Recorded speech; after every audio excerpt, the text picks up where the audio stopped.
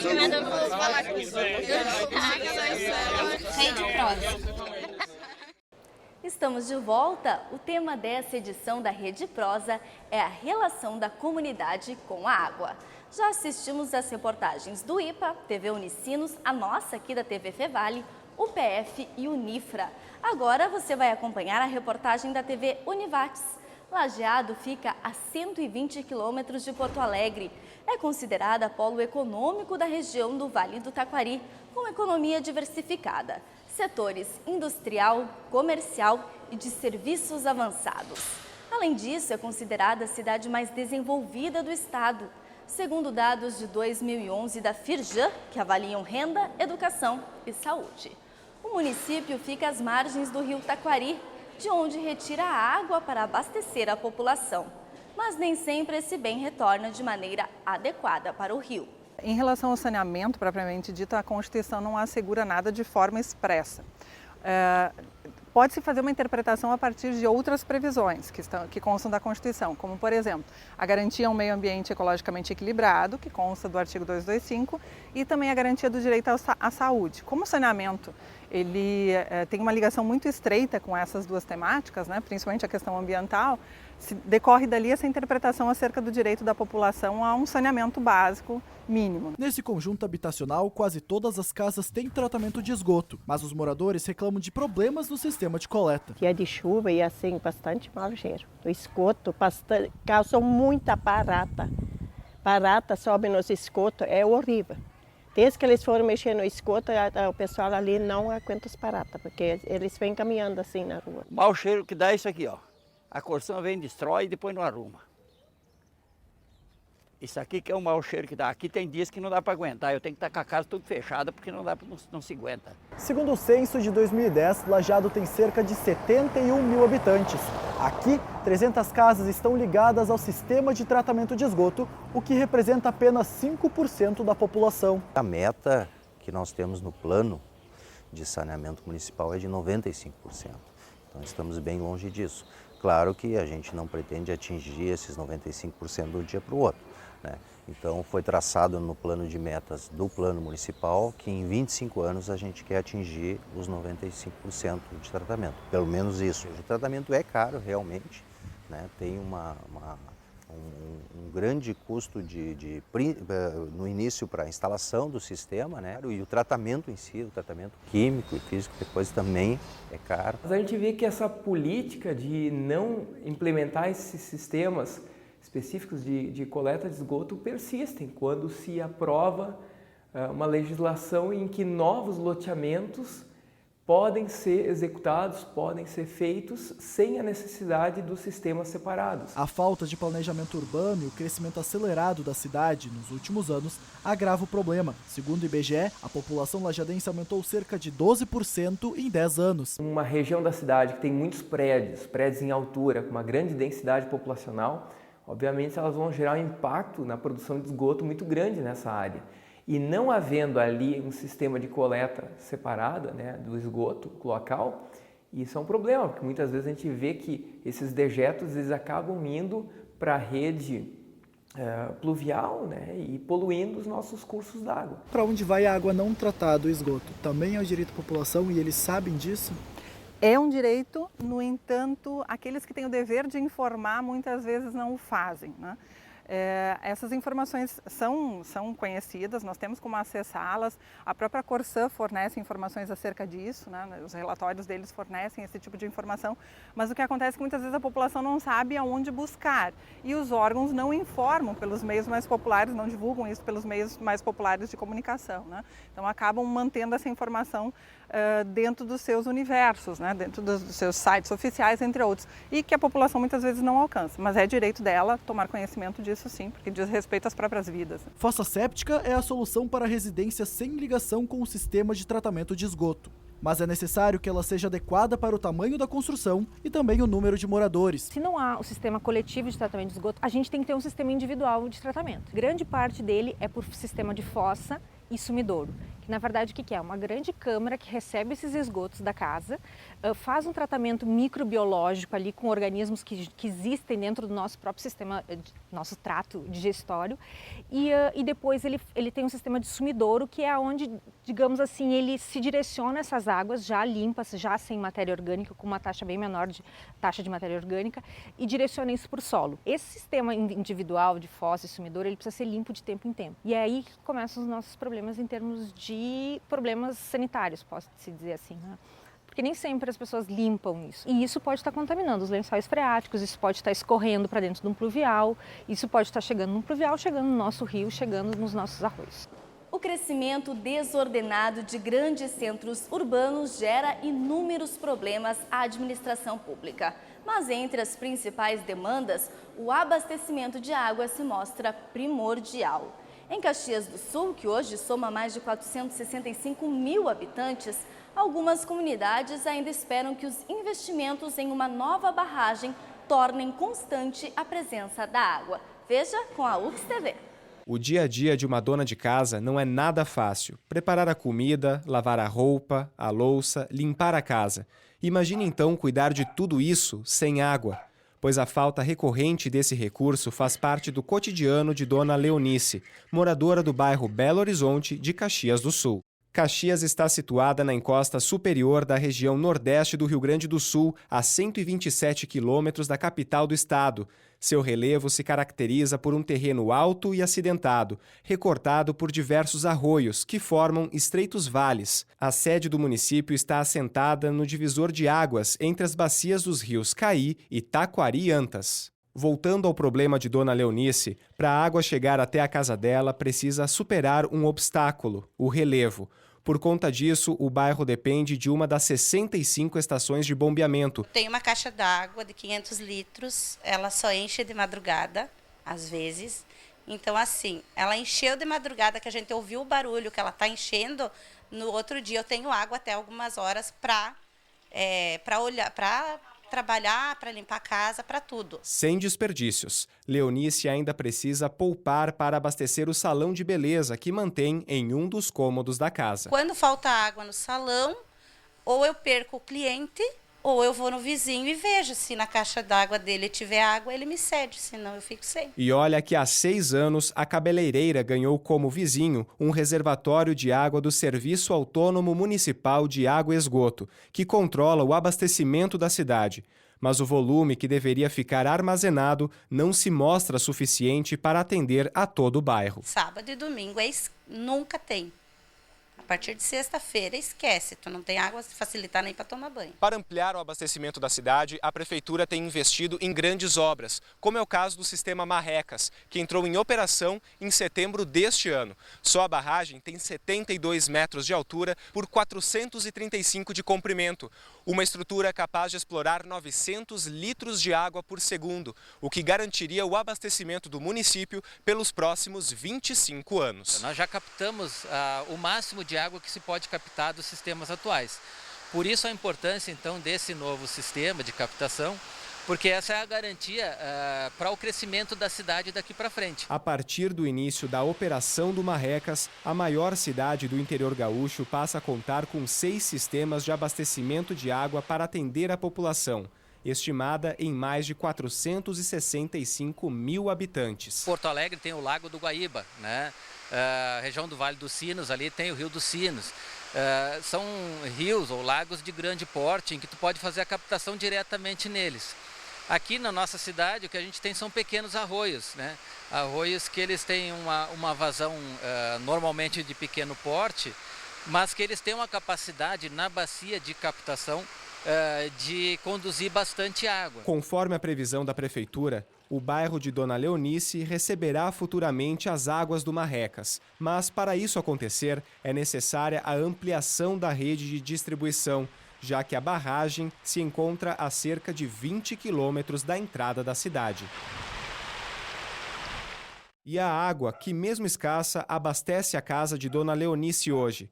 Para onde vai após escorrer ralo abaixo? Esse esgoto vai passar por uma caixa de gordura na própria residência e depois ser conduzido por uma rede de esgoto separador absoluto, onde vão só os esgotos domésticos, Toda a drenagem da cidade segue por outra rede, a rede pluvial, e esse separador absoluto é conduzido então para uma estação de tratamento de esgoto.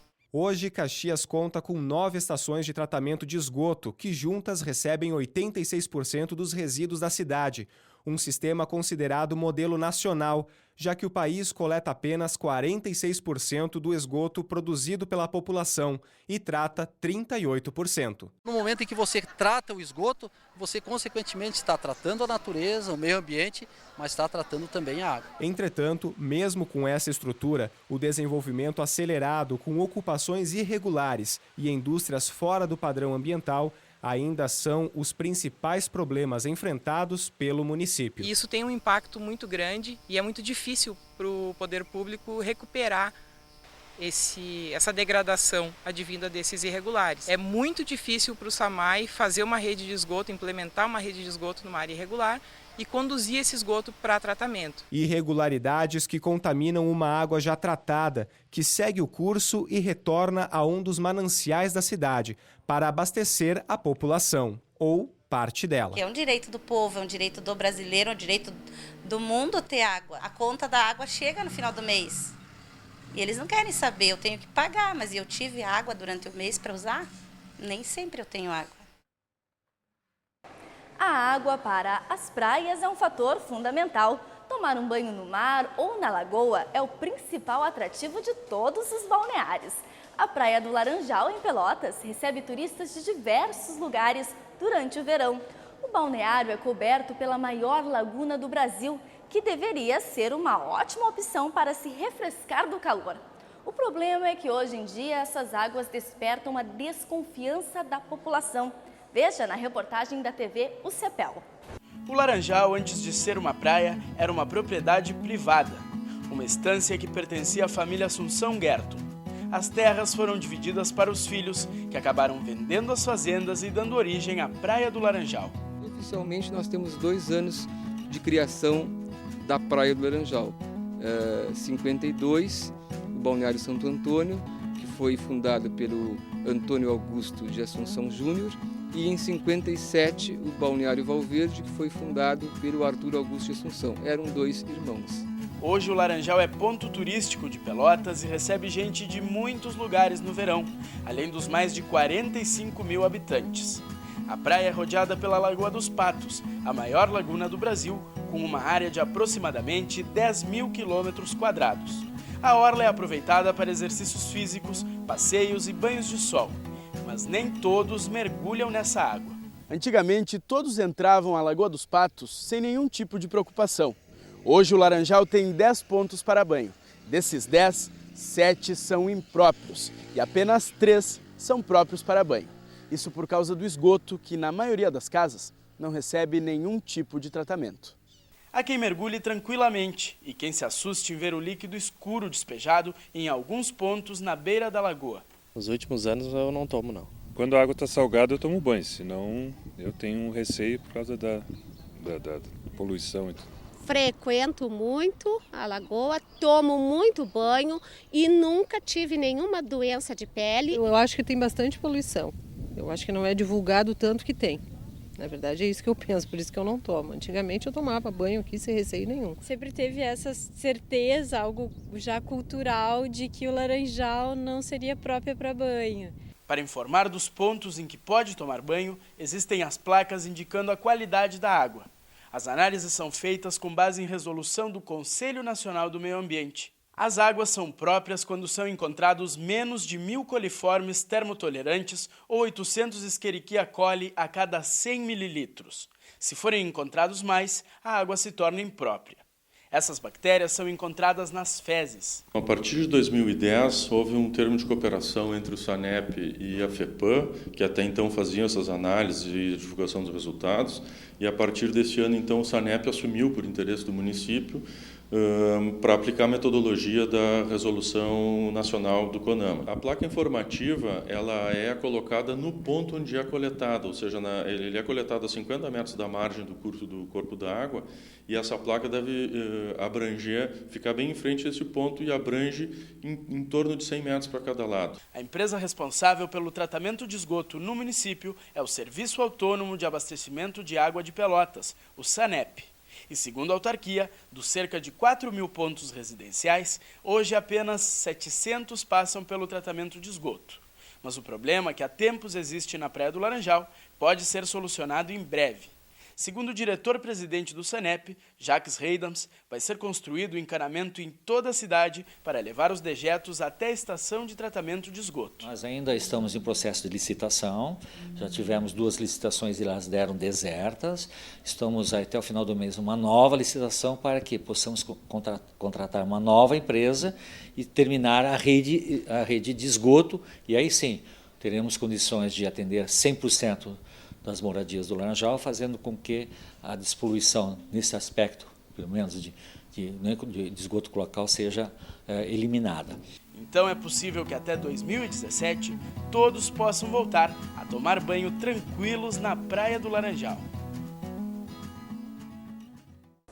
Muito se fala em ações e atividades humanas que têm como objetivo garantir o desenvolvimento sustentável do planeta. Mas muitas vezes não basta apenas incentivar, é preciso dar exemplos. E na reportagem da Unix TV, você vai ver que através de iniciativa e criatividade é possível ajudar a combater enchentes, colaborar com o meio ambiente e ainda ter uma redução na conta d'água. Pequenos filetes de água que, escondidos entre a natureza, transformam-se em grandes rios. Como é o caso, por exemplo, do Rio Pardinho, o principal recurso hídrico que abastece a cidade de Santa Cruz do Sul e que também é responsável por drenar 13 municípios da região do Vale do Rio Pardo. A bacia hidrográfica do Rio Pardo está localizada na região central do estado do Rio Grande do Sul.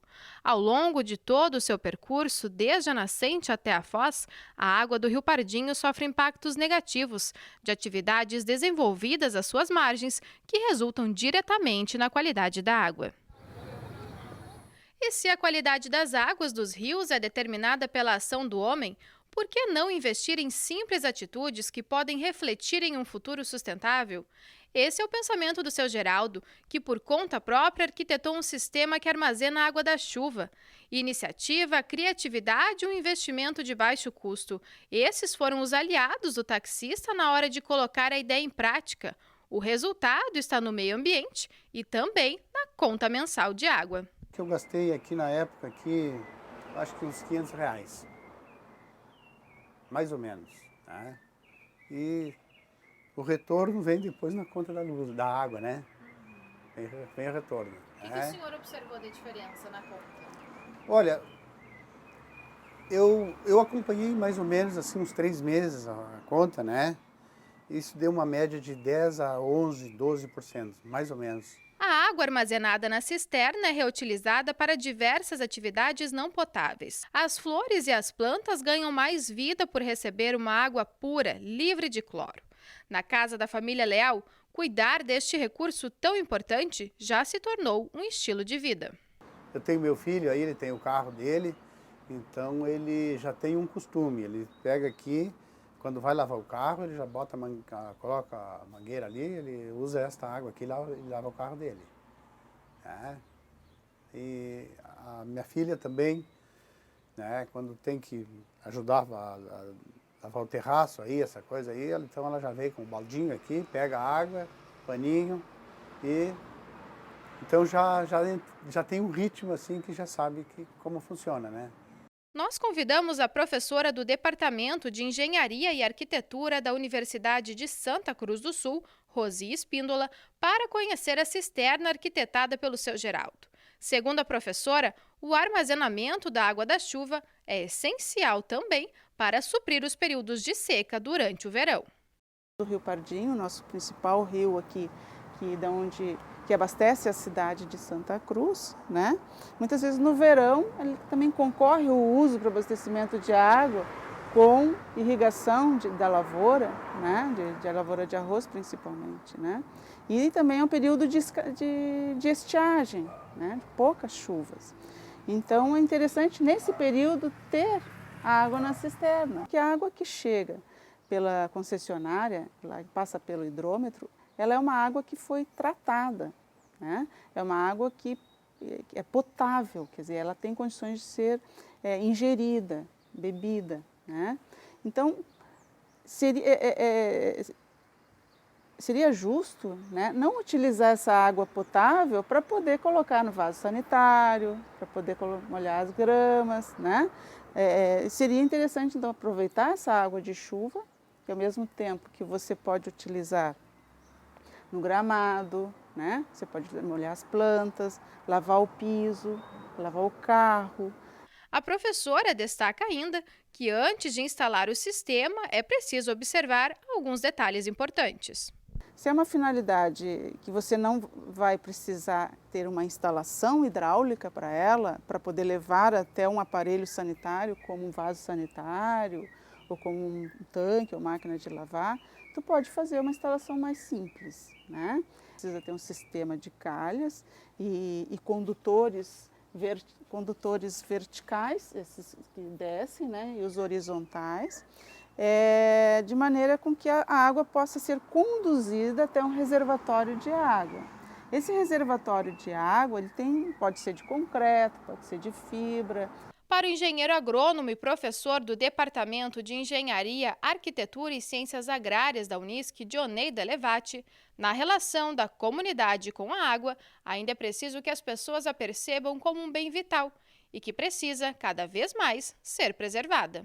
A racionalidade no uso da água é o primeiro ponto, né? Ou seja, por exemplo, assim, não usar água para lavar carro, água potável, ou seja, a água que a gente bebe, a gente não tem que lavar carro, porque ela é um bem muito importante para a gente desperdiçar. Então, digamos assim, a racionalidade que seja tu reservar água para usar a água da chuva, como a cisterna, nesse caso que tu falaste, né? Tu preservar esses recursos, são atitudes como essa que vão construindo essa nova consciência, certo? O que a gente precisa, talvez, seja que mais pessoas possam incorporar essa ideia no seu dia a dia, né? E assim a gente ter um horizonte, vamos dizer assim, de preservação dos recursos hídricos a longo prazo. A água que eu coleto aqui, eu posso usar aqui, e essa água também evita dessa água ir lá para a rua, para a calçada, de repente, né? Então, se todo mundo, todas as pessoas tivessem uma ideia assim, muita água que ia ir para a rua lá, a gente podia coletar em casa e gastar em casa. A falta de tratamento adequado para o esgoto doméstico gera problemas ambientais e transtornos para a população de Ijuí. Para solucionar esse problema, a cidade está em obras, com o objetivo de construir uma rede de coleta única para o esgoto. A reportagem é da TV Unijuí. Rio de Águas Divinas. Esse é o significado do nome da cidade de Ijuí. Localizado no noroeste do Rio Grande do Sul, o município tem uma população de mais de 80 mil habitantes e é banhado por 3 rios. Do rio à torneira, o caminho que a água percorre é longo. É do rio Potiribu que vêm as águas que abastecem Ijuí. Mas e a água que desce pelo ralo? Para onde vai? Ijuí não possui uma rede de coleta única para o esgoto doméstico. Por isso, o esgoto se mistura à água das chuvas. A falta de tratamento pode gerar transtornos como mau cheiro e problemas de saúde. Quando começa a esquentar, tem o cheiro, né, do esgoto, daí começa, né, a sentir o cheiro fértil, assim, né. Mas também o que mais nós sofremos mesmo é quando entope. Quando chove, sim, enche, daí bate lá perto, quase do meu tanque ali, né. É bem perigoso. Até uma vez, quando choveu demais, nós tinha até uns bichos ali, foi levado os bichos embora, né. Tinha galinha e coisa, desmanchou o galinheiro, tudo. Calçado, até se a gente deixava ali fora, ia tudo pro rio abaixo, né? Que ninguém tem fossa séptica. Nós também derrubamos o esgoto ali dentro do rio, né? A maneira como o esgoto é coletado atualmente, além de gerar transtornos para a população, também gera impactos ambientais. Nós temos, assim, nos municípios em geral, né, a falta de tratamento do esgoto sanitário. Então, todos os efluentes, principalmente os efluentes domésticos, não são tratados e são despejados diretamente nos recursos hídricos dos municípios. Nós aqui em Ijuí temos uma situação já de tentativa de melhoramento, né, a partir do projeto da construção de todo o processo do esgotamento sanitário. Temos uma estação de tratamento ainda não usada, em virtude de não termos as ligações, né, ainda suficientes para que a estação de tratamento possa ser plenamente utilizada. Mas estamos em processo de construção, né? Agora, é um processo que é bastante demorado, bastante oneroso, e existe ainda uma cultura da população de que não existe esse tipo de impacto. As obras da construção de uma rede de coleta somente para a captação do esgoto já começaram, mas segundo o presidente do Departamento Municipal de Águas e Saneamento de Ijuí, o DEMASE, devem levar anos para serem concluídas. Ijuí foi uma cidade que optou lá no Plano Municipal de Saneamento Básico, optou pela separação absoluta. Então nós temos em Ijuí uma rede hoje de coleta de água pluvial, que é utilizada juntamente pela comunidade para a deposição da carga cloacal. Como 90% dos municípios do país, não é uma realidade de todos os municípios do país. Ijuí então optou lá no plano de saneamento pelo separador absoluto. E para isso foi contratado então em maio de 2012 com a Corsan, um contrato-programa, onde a Corsan faz o abastecimento de água no município e está substituindo as redes de água e implantando a rede de esgoto sanitário. A previsão desse contrato inicial é de 30 anos para a conclusão. Nós temos trabalhado aqui no DEMASE, juntamente com o município e com a Corsan, para que esse prazo seja antecipado, né? A expectativa é que dentro de, no máximo, aí, 10 anos a gente tenha mais de 50% da cidade atendida por uma rede coletora de esgoto sendo levado e tratado na estação de tratamento. Atualmente nós temos em condições de estar ligadas cerca de 10% da população. Nós ainda não temos essa parte da população ligada à rede coletora, em função de algumas adequações que têm que ser feitas na estação de tratamento, que nós acreditamos que dentro do que a Corsan está planejando, em breve esteja apto a coletar, já ligar esses domicílios e já começar a tratar uma parte da carga cloacal do município. Para resolver a questão, o poder público e a população devem fazer a sua parte. Cada um tem a sua função e o seu papel e a sua responsabilidade, né? É uma responsabilidade que deve ser compartilhada. Então, o poder público tem o dever, né, de chamar a população a fazer também a sua parte, e a população tem o dever de fiscalizar e exigir que o poder público tenha efetivamente projetos e execute esses projetos. Nós ficamos por aqui, espero que você tenha gostado do programa. E o tema da próxima edição da Rede Prosa é: e o produto vai como? A gente te conta no nosso próximo encontro. Tchau, até a próxima!